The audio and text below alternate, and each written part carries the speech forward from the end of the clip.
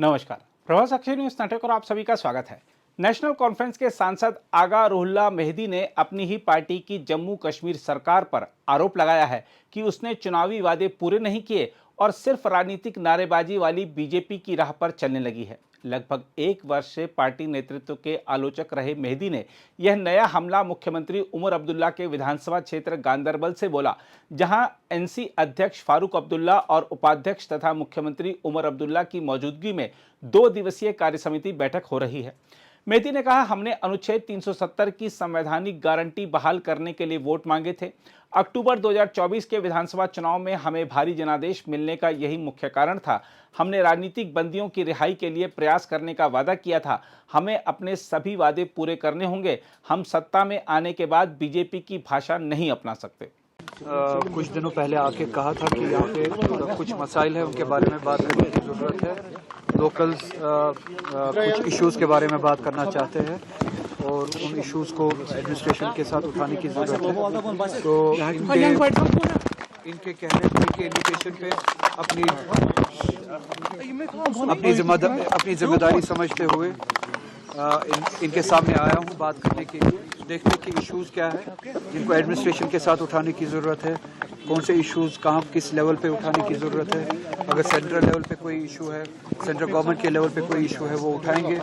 अगर local level पे किसी इशू के बारे में कोई काम किया जा सकता है तो वो उठाएंगे। तो यहाँ पे इसी हवाले से आया था। एक रूटीन इंटरेक्शन अभी सोहरा में भी हुई थी,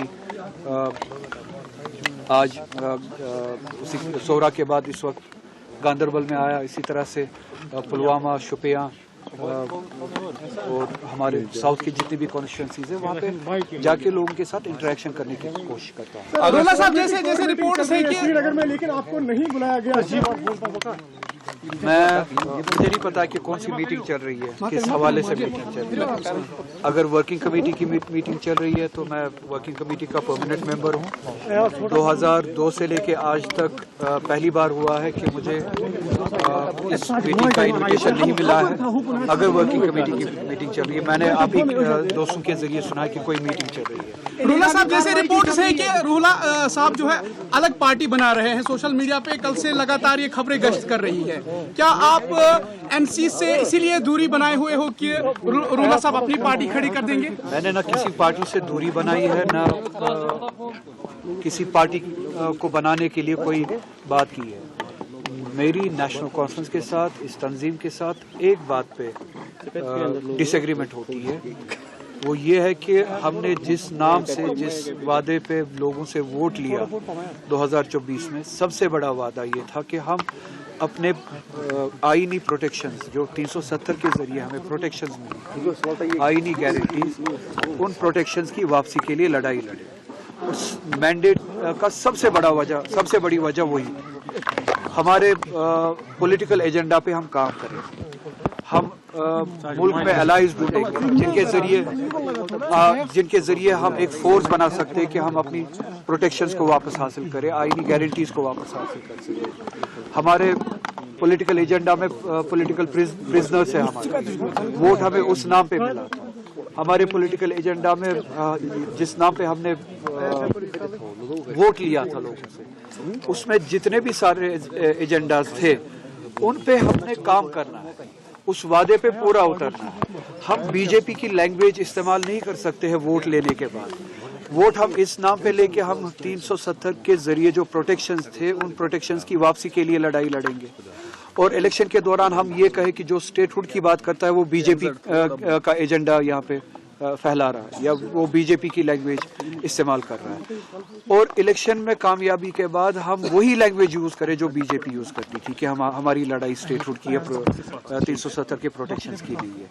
तो मेरी बात यही है, मेरी डिसएग्रीमेंट इसी बात पे है कि जिन वादों पे, पॉलिटिकल एजेंडा पे हमने वोट लिया है, हमें उस पॉलिटिकल एजेंडा पे काम करना है।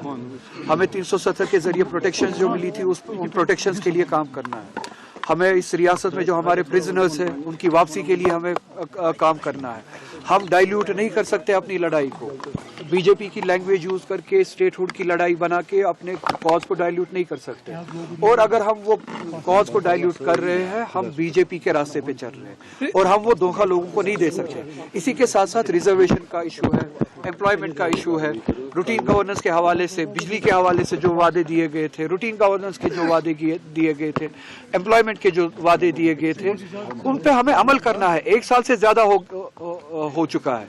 अब 1 साल से ज्यादा अरसा गुजरने के बाद आप मुझे बताइए, अगर हमने ना पॉलिटिकल एजेंडा पे काम किया, 370 के हवाले से हमने कोई काम नहीं किया, हमने वक्फ अमेंडमेंट बिल जब आई, हमने अपने दीनी मजहबी फ्रीडम के हवाले से जो हमें लड़ाई लड़नी थी उस पर काम नहीं किया। इस वक्फ अमेंडमेंट के वक्त जो हमें लड़ाई लड़नी थी उसके लिए 5 साल की जरूरत नहीं थी। वो सवाल तभी का था और तभी उसके लिए लड़ाई लड़नी थी 1 साल। वह वक्त हमने गवाया। 370 के जरिए जो हमें लड़ाई लड़नी थी वो वक्त हमने गवाया। रिजर्वेशन 1 साल से ज्यादा हो चुका है। तो इस साल में 1 साल में जितने भी ओवर एज हो चुके हैं उनकी जिंदगी अब कौन वापस देगा? उनको हम ये जवाब थोड़ी दे सकते कि 5 साल हमारे पास है। 1 साल में जितने भी ओवर एज हुए, जिनकी अपॉर्चुनिटी खत्म हुई, क्योंकि हमने ये इशू हल नहीं किया, एड्रेस नहीं किया, अब जो ओवर एज हो चुके हैं उनकी अपॉर्चुनिटी, उनकी जिंदगी हमेशा के लिए चली गई। अब हम उनको ये नहीं कह सकते कि हमारे पास मैंडेट है 5 साल का। तो 1 साल के दौरान जो हमने काम करना था वो हमने उसमें कोताही की। वही डिसएग्रीमेंट है। पार्टी बनाना नहीं बनाना ये सब इन चीजों के लिए मेरे डिसएग्रीमेंट। क्या आप रिजर्वेशन को लेकर फिर प्रोटेस्ट करोगे एनसी के खिलाफ? आप क्या आम लोग जो है वो कह रहे हैं कि जो मिल्कियत जमीन है उन पे हमने कंस्ट्रक्शंस की हुई थी, उसके बाद बनाकर जो है गांधरबल में डिमोलिशन और यहाँ पे इलेक्टेड हमारी जो गवर्नमेंट है, 1 साल पहले ही जिस गवर्नमेंट को हमने, जिन रिप्रेजेंटेटिव्स को हमने वोट दिया था, इस वक्त सफ़े अव्वल पे वो होने चाहिए थे इनकी प्रोटेक्शन के लिए। वो कहाँ है? अगर हमने वोट लिया जो बुलडोजर यूपी में चलता है वो बुलडोजर हम कश्मीर में चलने नहीं देंगे। अगर हमने वोट लिया कि यूपी में जो ज्यादतियाँ होती है कम से कम हम कश्मीर में वो ज्यादतियाँ होने नहीं देंगे। आज जब गांधरबल में वही बुलडोजर चलता है तब हमारे लोकल रिप्रेजेंटेटिव्स कहाँ हैं? वो लोग कहाँ हैं जब जिन्होंने इसी प्रोटेक्शन के लिए, इसी दफा के लिए, इसी रिप्रेजेंटेशन के लिए वोट दिया? हो सकता है कहीं पे एनक्रोचमेंट हुई हो, मगर अक्सर जगहों पे जहाँ पे मैंने भी यहाँ पे अभी बात की लोकल्स के साथ, कोई एनक्रोचमेंट नहीं, कोई खिलाफ वर्जी नहीं, कानून को बालाए ताख रख के एक बुलडोजर चलाया गया। तो अगर इस वक्त भी लोकल रिप्रेजेंटेटिव आपके सामने आपके डिफेंस के लिए ना हो, आपकी प्रोटेक्शन के लिए ना हो, तो हमने वोट ही क्यों दिया? तो जो निज़ाम यूपी में चल रहा था वही निज़ाम यहाँ पे एलजी के जरिए चल रहा था, वही बुलडोजर तब भी चल रहा था, वही बुलडोजर आज भी चल रहा है। अगर साहब डिप्टी सीएम ने कहा, अगर रूला ये बयानबाजी आपने लाइट के लिए कहा, लेकिन ऑफिशियली रिजाइन नहीं दे पा रहे। अब जो बीजेपी छोड़ के आया है, पीडीपी छोड़ के आया है, वो मुझे उसूल के बारे में बताएगा, पार्टी के बारे में बताएगा। मेरी लड़ाई उसूलों पे मबनी है, कुर्सी के लिए नहीं है। मैंने पार्टियां नहीं बदली है कुर्सी के लिए, मैंने उसूल नहीं बदले हैं कुर्सी के लिए। 2 साल पहले जिनका एड्रेस नेशनल कॉन्फ्रेंस में नहीं था, वो कभी उनका हाथ बीजेपी के साथ होता है, कभी उनका हाथ पीडीपी के साथ होता है। जहाँ पे कुर्सी मिली, जहाँ पे अपॉर्चुनिटी मिली, वहाँ पे चले गए। उनकी जिंदगी में, उनकी सियासत में न प्रिंसिपल्स है, न वैल्यूज है, न डायरेक्शन है। मेरी सियासत, मेरी कोशिश प्रिंसिपल्स और वैल्यूज पे मबनी है, और इसलिए मेरी लड़ाई जो अगर मेरी डिसएग्रीमेंट भी है पार्टी के साथ, वो उसूलों पे मबनी है, वो कुर्सी के लिए नहीं है। तो जिन लोगों की जिंदगी में, सियासत में डिसिप्लिन, उसूल, प्रिंसिपल, दयानतदारी, अमानतदारी, ईमानदारी दूर दूर तक नहीं है, मैं समझता हूँ वो इस जवाब के लायक भी नहीं है कि मैं उन्हें रिजर्वेशन के खिलाफ पार्टी के खिलाफ फिर प्रोटेस्ट करोगे सर? पार्टी के खिलाफ नहीं, गवर्नमेंट अगर रिजर्वेशन का मसला हल नहीं करता, मैंने, अगर आपने वो ट्वीट देखा हो, मैंने खुलासा ये कहा कि आप रिजर्वेशन का मसला हल कीजिए, इसको आना का मसला मत बनाइए। 1 साल से ज्यादा अर्सा गुजर चुका है। गुजारिश है प्लीज। आप थोड़ा पीछे ठीक है। 1 साल से ज्यादा अरसा गुजर चुका है। आपने कभी 6 महीने मांगे, कभी आपने 2 महीने मांगे। इलेक्शन बड़गाम के बाई इलेक्शन से पहले आपने कहा 2 दिन में, 3 दिन में, 4 दिन में। वो 4 दिन भी गुजर गए, 1 साल भी गुजर गया। अब आप ये मसला हल कर दीजिए।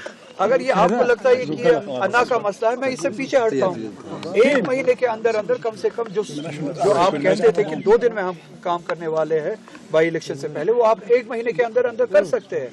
चलिए मैं ही इससे पीछे हटता हूँ। अगर आपको लगता है कि मैं इस मामले के दरमियान हूँ, शायद ये आपके लिए अन्ना का मसला है, मैं इन स्टूडेंट से दूर हटता हूँ, इस इशू से दूर हटता हूँ। 1 महीने के अंदर अंदर आप इन स्टूडेंट से मिलिए, उनसे बात कीजिए, उनको अपनी कॉन्फिडेंस में लीजिए, उनको मेरे खिलाफ कर दीजिए, कोई बात नहीं है, मगर उनका मसला हल कीजिए।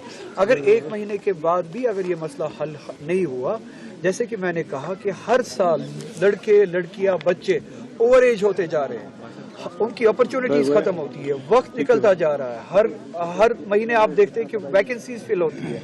तो ये अर्जेंसी का मसला है। अगर 1 महीने के बाद ये इशू अनएड्रेस रहा तो मैं मजबूर हो जाऊंगा कि इसकी अर्जेंसी के लिए, इसको एड्रेस करने के लिए मैं फिर से उन बच्चों के साथ, उन स्टूडेंट्स के साथ, तो अगर साहब आपका गवर्नमेंट के सामने बैठूंगा जब तक कि ये मसला हल ना किया। अगर साहब आपका ये मानना है कि नेशनल कॉन्फ्रेंस को आप बदलेंगे, लीडरशिप को बदलेंगे, यानी कि उनके जितने भी लोगों के साथ वादे किए गए हैं वो उन पे आप मतलब अपनी पार्टी को, नेशनल कॉन्फ्रेंस को उन्हें पूरा करने में मजबूर करेंगे, लेकिन पार्टी नहीं छोड़ेंगे? अगर वो अपने उसूलों की पासदारी ना करे, मैं जिन चीज़ों की बात कर रहा हूँ वो पार्टी के उसूल हैं जी। अगर वो मैनिफेस्टो पे अमल ना करे, मैं जिस मैनिफेस्टो की बात कर रहा हूँ वो पार्टी का मैनिफेस्टो है। मेरी तो आप बात छोड़ दीजिए, वो लोगों का ट्रस्ट गवा दे, और वो ट्रस्ट गवाना सबसे बड़ा नुकसान है। मेन स्ट्रीम पे अगर 2024 में लोगों ने ट्रस्ट किया, ये ट्रस्ट बहुत बड़े डेफिसिट के बाद बड़ी मुश्किल से लोगों ने मेन स्ट्रीम पे फिर से ट्रस्ट किया। बिल्कुल। अगर इस बार वो धोखा हो यहाँ से या कोताही हो यहाँ से, ये ट्रस्ट हमेशा के लिए चला जाएगा। बात फिर एक पार्टी की नहीं होगी, बात फिर पूरे एस्टेब्लिशमेंट की, रिप्रेजेंटेटिव सिस्टम की होगी। और मैं नहीं चाहूंगा किसी भी कीमत पे इस ट्रस्ट को तोड़ना। अगर जमात तोड़ना चाहे, अगर वो उसूलों से हटना चाहे, वो उन उसूलों से दूर भागना चाहे, तो फिर वो अपने रास्ते पे जा सकते हैं। मैं अपने उसूलों के रास्तों को और इस ट्रस्ट को जो लोगों को मिला, लोगों के जरिए मिला है, इसको नहीं छोड़। शुक्रिया के लिए, क्योंकि आप मेंबर पार्लियामेंट हो, गांधरबल के लिए आपने कोई मेजर प्रोजेक्ट नहीं देखा। यहाँ पे जो सबसे बड़ा इशू है वो ट्रैफिक जाम प्रोजेक्ट 1 साल के अंदर अगर आपने देखा हो, जो ही मैं पहली बार मिला हेल्थ मिनिस्टर से, 2-3 मिनिस्टर से मिला, होम मिनिस्टर से भी मिला प्रिजनर्स के हवाले से, हेल्थ मिनिस्टर से मिला, मैंने उनसे सीटी स्कैन मांगे, सीटी स्कैन मशीन मांगी। मेरी कॉन्स्टिट्यूएंसी में जितने भी डिस्ट्रिक्ट हॉस्पिटल्स है, उन डिस्ट्रिक्ट हॉस्पिटल्स में सीटी स्कैन्स मुहैया किए जाए।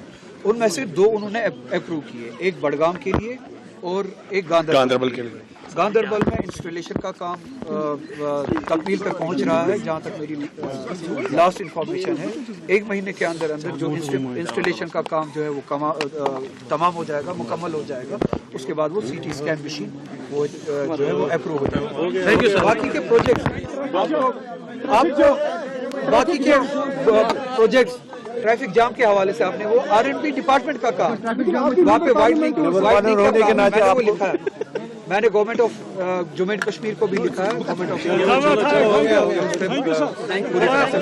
देखा जाए तो नेशनल कॉन्फ्रेंस के सांसद आगा रुहुल्ला मेहदी की यह तीखी टिप्पणी न केवल पार्टी के भीतर असहमति की एक गंभीर परतों को उजागर करती है, बल्कि जम्मू कश्मीर की मौजूदा राजनीतिक परिस्थितियों में एक महत्वपूर्ण चेतावनी भी है। कश्मीर की राजनीति में चुनावी वादों का हमेशा से गहरा मनोवैज्ञानिक और सामाजिक प्रभाव रहा है। लोगों ने 2024 में जिस विश्वास के साथ मुख्य धारा की राजनीति को समर्थन दिया, वह दरअसल 370 की बहाली और क्षेत्रीय अधिकारों की पुनर्स्थापना से जुड़ी उम्मीदों पर आधारित था। यदि मेहदी के आरोपों में तथ्य हैं, तो यह निश्चय ही एनसी सरकार के लिए चिंताजनक संकेत है कि सत्ता में आते ही चुनावी वादों की प्राथमिकताएं बदलने लगी हैं। अगर आप भी लेना चाहते हैं देश दुनिया की तमाम जानकारी, तो आज ही सब्सक्राइब करें हमारे चैनल को। साथ ही नीचे दिए बेल आइकन को जरूर दबाएं ताकि हर अपडेट आप तक पहुंच सके।